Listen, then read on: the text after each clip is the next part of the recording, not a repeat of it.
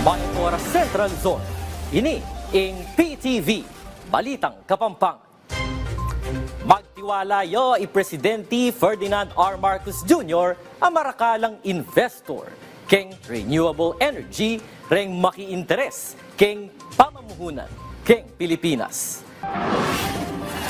Kambeya iti kéng pamamuklat na ning planta na ning baterya kéng kapastarla a STB Gigafactory.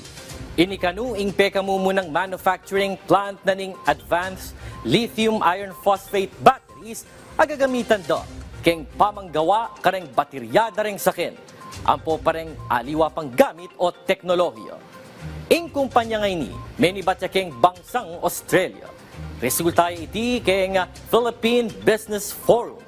Pintala ng Presidente Marcos kéng sidelines na ning ASEAN-Australia Summit anyang Marso.